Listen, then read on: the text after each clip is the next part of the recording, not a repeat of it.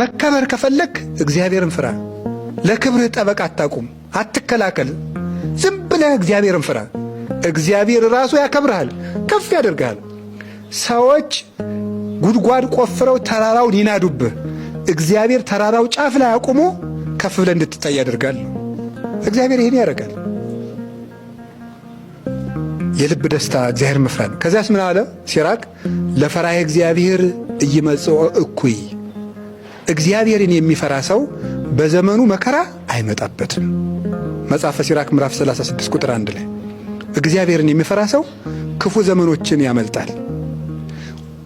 ወይ ከክፉ ነገር አይገባም፣ እግዚአብሔር እንዳይገባ ይጠብቀዋል። ካልሆነስ የመጣበት ክፉ ነገር እንዳይጎዳው ያደርጋል። የአክሊል መቀበያ እንዲሆንለት ያደርጋል። ለምሳሌ ቅዱስ ጊዮርጊስ በመንኮራኩር ተፈጭቷል። እግዚአብሔር ስላልፈራ ነው ክፉ ነገር የመጣበልን ነው? አይደለም። እግዚአብሔርን የሚፈራ ሰው የማይጠቅመው መከራ አይመጣበትም። የመጣለት መከራም ካለ ለምን ይሆነዋል? ለዘውድ ይሆነዋል። እግዚአብሔርን መፍራት ከመከራ ያድናል። ሰውን መፍራት ግን አያድንም። ሰዎችን ስለደረደርናቸው አያድንም። አይ ዘመዶቼ፣ ሰው ከደከመው ይደክማል። የማይደክም እግዚአብሔር ብቻ ነው። እግዚአብሔርን ዝም ብለን እንፍራ። ከሚታይም ከማይታይም ነገር ያድነናል። እሱ ቸር ነው። ሌላስ የመጨረሻዬ ነው። እግዚአብሔርን መፍራት ለፈራየ እግዚአብሔር ይሴኒ ዳህሪቱ። እግዚአብሔርን የሚፈራ ሰው መጨረሻው ያምራል።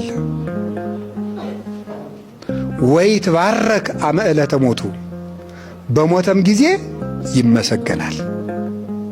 እግዚአብሔርን የሚፈራ ሰው መጨረሻው ያምራል፣ በሞተም ጊዜ ይመሰገናል።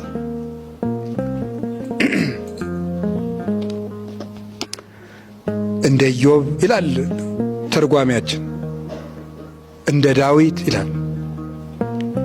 ኢዮብ እንደምታውቁት ነው። መጀመሪያ ምኑ አለቀበት? ሀብቱ። ቀጥሎ ምን አለቀበት? ልጆቹ። ቀጥሎ ምኑን አጣ? አካሉን በቁስል አጣ። ግን ሀብቱም አልቆ ልጆቹም አልቀው ሰውነቱም ቆስሎ ማንን ይፈራ ነበር? እግዚአብሔርን ይፈራው ነበር።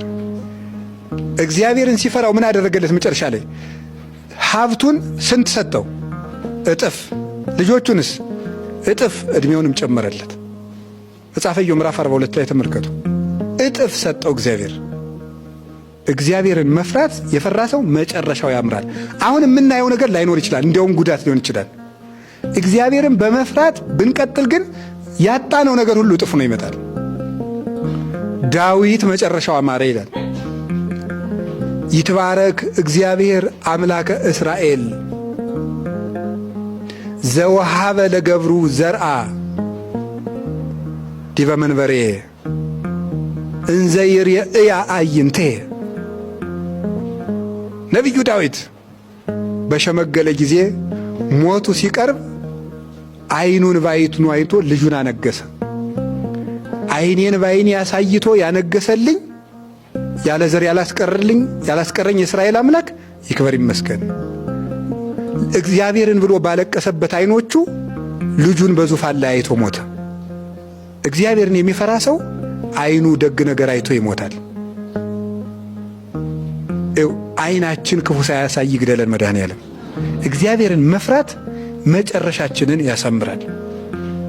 እግዚአብሔርን አለመፍራት ለጊዜው ሊያስጨበጭብልን ይችላል፣ ሊያስወድሰን ይችላል፣ ወዳጅ ልናበዛበት እንችላለን፣ ሙቆን ደምቆን ልንኖርበት እንችላለን፣ ከፍ ባሉ ሰዎች ዘንድ ወዳጅነት ልናተርፍ እንችላለን። እግዚአብሔርን ሸውደን ያገኘነው ነገር ግን አንኮታኩቶ ገደል ይጥላል። እርግጠኛ ሆኜንም ነግራችሁ እግዚአብሔር አይታለልም፣ ሰው አይደለም። እግዚአብሔርን መፍራት በጨካኝ ንጉሥ ፊት በክብርና በሞገስ ያቆማል። በጨካኝ ንጉሥ ፊት እንኳን ቢሆን፣ በአውሬ ፊት እንኳን ቢሆን ሞገስ ይሰጣል። እግዚአብሔርን መፍራት በአውሬ ፊት እንኳን ቢሆን። የልብ ደስታ ከየት ይገኛል ንገሩኝ? እግዚአብሔርን ከመፍራት ይገኛል። እግዚአብሔርን የሚፈራ ሰው በነደደ እሳት ውስጥ እንኳን በደስታ ይስቃል። እግዚአብሔርን የማይፈራ ሰው ደግሞ ተድላ ደስታ የበዛበት ድግስ ተደግሶለትም ሐዘንተኛ ነው።